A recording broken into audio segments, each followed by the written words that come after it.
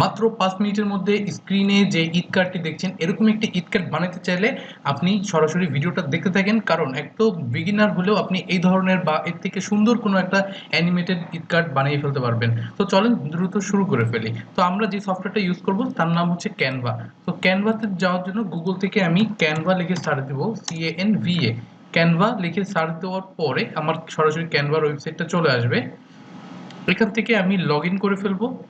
Log in করবো আমি আমার গুগল অ্যাকাউন্ট দিয়ে। আমি আমার গুগল অ্যাকাউন্ট দিয়ে লগ ইন করে ফেলতেছি। লগ ইন হয়ে যাওয়ার পরে উপর থেকে সিলেক্ট করব হচ্ছে ক্রিয়েট এ ডিজাইন। এখান থেকে আমরা কাস্টম সাইজে ক্লিক করে ফেলবো। কাস্টম সাইজে ক্লিক করে এখানে আমি একটা সাইজ দিয়ে দিচ্ছি 1024 ইন্টু 1024 পিক্সেল এবং ক্রিয়েট নিউ ডিজাইন এখানে ক্লিক করে দিলাম। এখন আমাদের একটা ডিজাইনের একটা প্যানেল আসছে। তো আমরা এখন পাশের উইন্ডোতে যে গুগলে চলে যাই, গুগল থেকে আমরা দিচ্ছি ঈদ পিএনজি।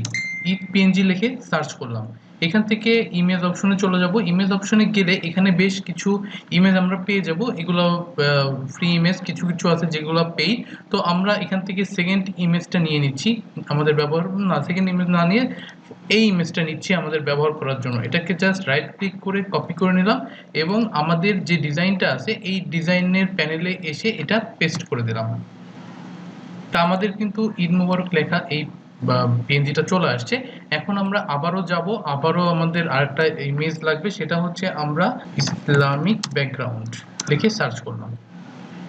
এখান থেকে বেশ কিছু সুন্দর সুন্দর ডিজাইন আছে, তার মধ্যে থেকে আমি এই ডিজাইনটা আপাতত সিলেক্ট করলাম। এই ডিজাইনটা যথেষ্ট সুন্দর, এটাকেও কপি করে নিয়ে আসলাম এবং এনে আমার ক্যানভাতে এসে পেস্ট করে দিলাম।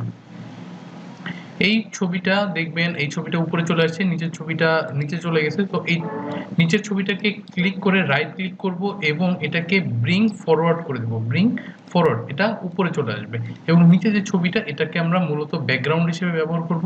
তার জন্য এটাকে বড় করে আমি পুরো জায়গাটা জুড়ে দিয়ে দিলাম এবং এই ঈদ মুবারক লেখাটাকে একদম মিডল পয়েন্টে দিয়ে দিলাম। এবার আমি একটা টেক্সট নিয়ে আসব। এখান থেকে একটা টেক্সট বক্স নিয়ে আসব। এখান থেকে আমার এবার বাম পাশ থেকে টেক্সট লেখার যে স্পেসটা আছে এখান থেকে আমি টেক্সটে ক্লিক করব। এখানে অ্যাড এ সাব হেডিং, এই সাব হেডিং এ ক্লিক করলে এখানে দেখবেন একটা লেখালেখি করার জায়গা চলে আসছে। তো এটাকে একটু টেনে নিচের দিকে নিয়ে আসব এবং আমরা একটা কোড নিয়ে আসব। এখান থেকে আমি চাইলে গুগল থেকে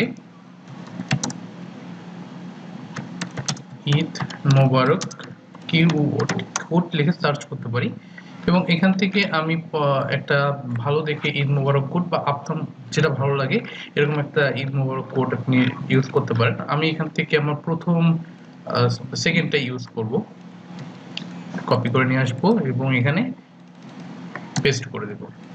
এটাকে একটু ছোট করে নিতে হবে।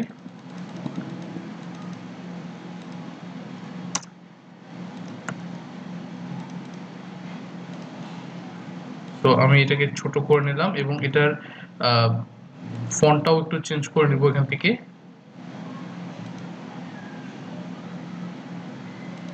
এবং কালারটাও সাথে একটু চেঞ্জ করে দিব।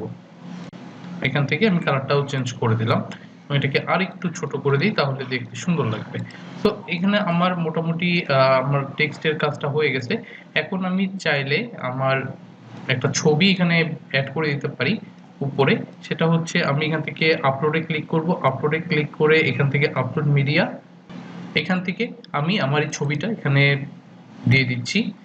আপলোড হয়ে গেল আমার ছবিটা এবং এই ছবিটাকে যদি আমি ক্লিক করি তাহলে এটা সামনে চলে আসবে।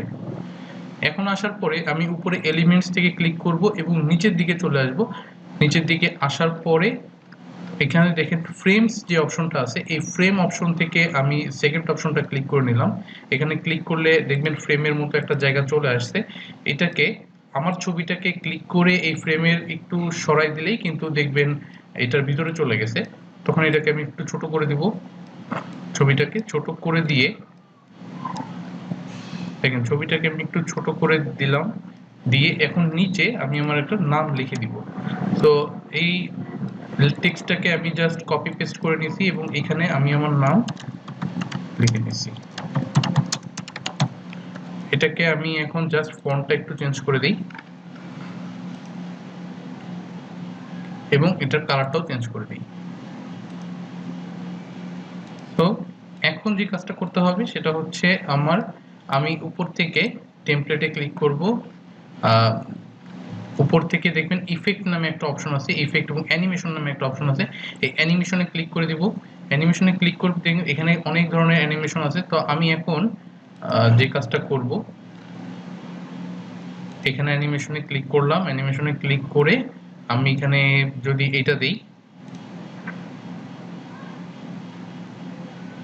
তাহলে প্রত্যেকটা অ্যানিমেশন হচ্ছে। তো আমি চাইলে এটাকে এই অ্যানিমেশন দিতে পারি এবং সেকেন্ডটাকে ধরে এখানে যদি আমি একটা অ্যানিমেশন দিতে চাই, তো এই একটা অ্যানিমেশন দিলাম। আমার ছবিটাকে আমি একটা অ্যানিমেশন দিব এবং লাস্টে এই টেক্সটটাকেও আমি একটা অ্যানিমেশন দিব উপর থেকে, এবং আমার নাম যেটা আছে এটাকে ধরেও এটাকেও আমি একটা অ্যানিমেশন দিয়ে দিব। তো এখন আমার পুরো জিনিসটা একটা সুন্দর একটা অ্যানিমেশন হয়ে গেছে। আমি চাইলে একটু প্লে করে দেখতে পারি এটা কিভাবে আসছে। তো দেখেন খুব সুন্দর মতো কিন্তু এটা চলে আসছে। তো এখন আমি এটাকে ডাউনলোড করে নিব। শেয়ার অপশনে ক্লিক করব এবং এখানে ডাউনলোড অপশনে ক্লিক করব। এখানে আমি দুই ভাবে ডাউনলোড করতে পারি, MP4 ফরম্যাটে ভিডিও আকারে ডাউনলোড করতে পারি অথবা GIF ফরম্যাটে ডাউনলোড করতে পারি। আপনার যেভাবে সুবিধা হয় সেভাবে ডাউনলোড করবেন। আমি এখন আপাতত GIF ফরম্যাটে ডাউনলোড করলাম। এটাকে ক্লিক করে আমি জাস্ট ডাউনলোড অপশনে ক্লিক করে দিলাম।